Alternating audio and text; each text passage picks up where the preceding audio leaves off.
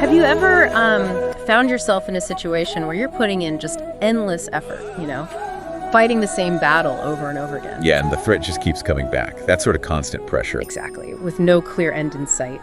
Well, today we're doing a deep dive into an epic historical account that really tackles this exact challenge. We're exploring the incredible story behind the founding of the ancient city of Dwaraka. And you've given us some really insightful excerpts that show the motivations, the huge obstacles, and, well, the significance of this legendary move. Right. And our mission here, I think, is to get beyond just the facts. We want to uncover the deeper strategic thinking and also that human element, the faith and leadership involved. Yeah. What really drove such a massive undertaking? And what can it maybe tell us about dealing with seemingly endless conflict? Okay, so let's set the scene. Our story kicks off in Mathura. After Krishna defeated the tyrant Kamsa, he became Mathura's protector. Simple enough, right? Well, not quite. Peace, as the sources show, was very short-lived. Right. Kamsa's allies, especially this powerful king Jarasandha of Magadha, a major rival, they wouldn't let it go. They launched these relentless attacks on Mathura. The texts say again and again, each time with huge armies. It's hard to really picture that constant onslaught. The sources paint a really grim picture for the people there. They lived in constant fear. Mm-hmm. Imagine trying to have a festival or a wedding or even just harvest crops with the shadow of war hanging over them all the time. It disrupts everything. Yeah, absolutely. And Krishna, powerful as he was, could have kept fighting, no doubt. Mm-hmm. But he saw a fundamental problem. He realized Mathura was too exposed, strategically vulnerable. Ah, okay. And here's the key insight, I think, from the text. He chose wisdom over pride. It wasn't just about winning the next fight. It was about realizing persistence there was maybe futile. So he needed a whole new strategy. Exactly. A radical rethink, prioritizing his people's safety over just holding that piece of ground. Which led to this incredibly bold decision. I mean, really bold.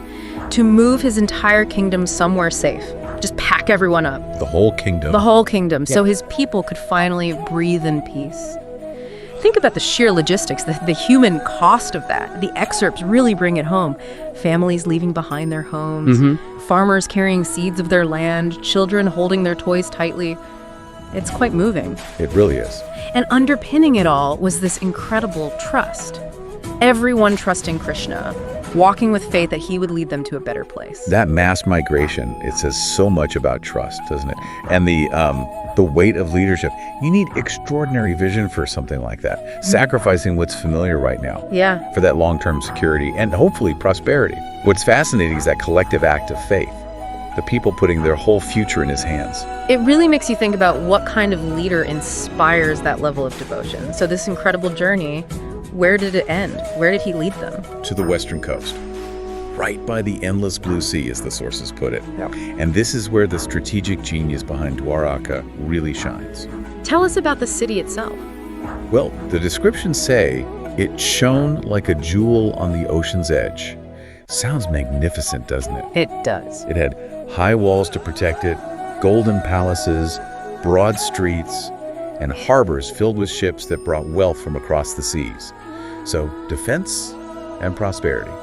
And this city was named Dwaraka. And its location and design were just, well, strategically brilliant.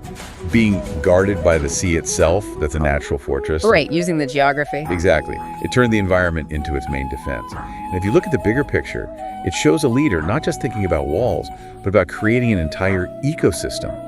One designed for lasting prosperity, for trade, using the sea as a gateway, not just a barrier. So Dwaraka became much more than a city. Definitely. For the people who'd suffered so much back in Mathura, the sources say it was like a promise. Here you are safe. Here you can live and prosper.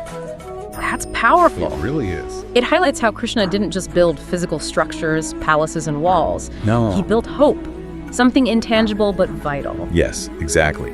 And the sources really emphasize how that symbolic power came from his bond with the people. He wasn't just some distant king.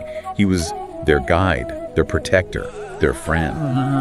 And Dwaraka became the living symbol of that relationship, that bond. Kind of makes you wonder, doesn't it? How do physical places, like a city, come to represent abstract things like safety or hope or community identity? That's a great question, but even with this amazing achievement, this sanctuary. The sources remind us that Dwaraka was a resting place, but not the end of the journey for Krishna. Right. It hints that greater battles were waiting for him. Yeah, that's really crucial context. Even this huge success wasn't the final chapter.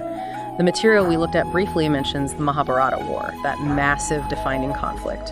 And also the event that sort of triggers much of it, the cruel insult of Draupadi. So what's insightful here is that even a strategic masterstroke like building Dwaraka, Yeah, it was a pause. just a pause. Yeah, not a permanent end to conflict or his larger destiny. It shows him as this divine strategist playing a role in the much bigger story.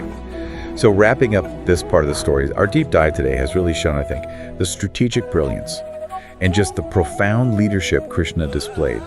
Not just in making that radical choice to move, but in the meticulous planning and building of this new, secure home that offered both protection and a chance to flourish. And that really leaves us and you listening with maybe a provocative thought to chew on.